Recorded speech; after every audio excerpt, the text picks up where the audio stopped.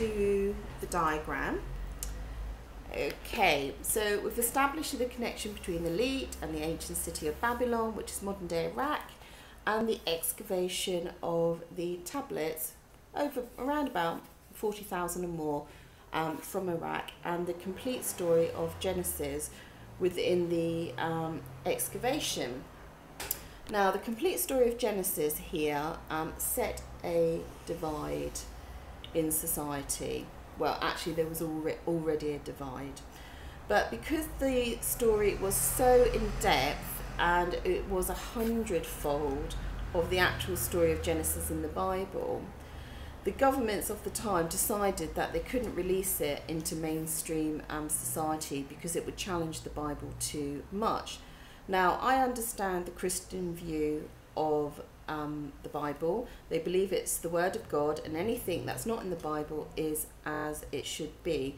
But I think because, well, I don't think, I know, I suppose, that because the Genesis in the Bible, and indeed the Old Testament, is such a tiny fragment of this huge knowledge base, it obviously weakens that argument on this side.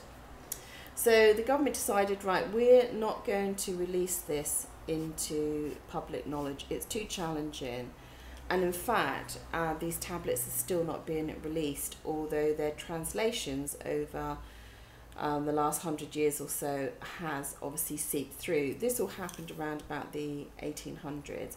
But what also happened is that all the knowledge on these tablets, which was a fantastic knowledge base, anything pertaining to alien beings has been deleted. Okay, there's thousands and thousands and thousands of these tablets that are apparently stored away in museums, and they're never going to be released. They've been there for hundreds of years now. So the other thing, that obviously challenges the Bible is this connection between alien beings and the creation of man. I mean, substantial evidence. I mean, if you want to sort of dismiss that, okay, fair enough. But you know, we're quite happy, you know, to pick a sort of a fragment of a clay pot, you know, out of the ground and say, oh, well, that's from the Stone Age, and you know, base our history on this. So, you know, this is a phenomenal find, absolutely phenomenal. And all the museums, or most of the museums around the world, and research institutes were involved in this excavation. So I cannot see why these tablets cannot be released for public view. We should be demanding it. So David Icke has been saying for a long time that the Anunnaki are the creation of man, and you know, sort of based on this evidence, but not just based on that, but based on this sort of massive conspiracy theory out there. And you know, I believe that the Anunnaki are the creators of man based on this evidence and other evidence that continues to come to light. So going back to the manipulation side of things, so we see this repression of the government, repressing this information that should have came, you know, into mainstream society. So during the 1800s, what we had was the missionaries going into the South American and African continents. So we'll just say that that's South America and African continents. And what happened with the teaching of Christianity is that the ancient religion of these continents was pretty much obliterated. And certainly most of the practices ceased or were repressed from mainstream knowledge again. Now, the interesting thing about these religion is that they're based on alchemy, which is another word for magic, and sort of shamanism, and obviously there's black magic and idolatry. So I'm going to come back to that in a moment. But you can't refute that that happened when the missionaries went in. I was going to say that I'm going to sit on the fence about the missionaries going into these countries, whether it was good or bad. But actually, I'm not going to sit on the fence. It was a terrible thing for more reasons that are sort of obvious. But there was a double whammy going on, and you have to understand the matrix and how it works. It's a labyrinth of smoke and mirrors. So the missionaries went in sort of under the sort of belief that they were, you know, opening their arms up to the native people and sort of helping them to become educated and raise their standards.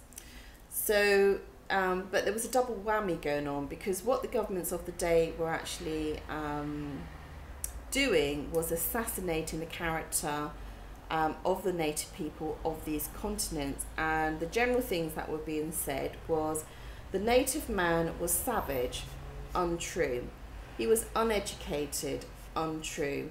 He was violent, untrue. And he was immoral, untrue. This is a complete fabrication of the actual facts.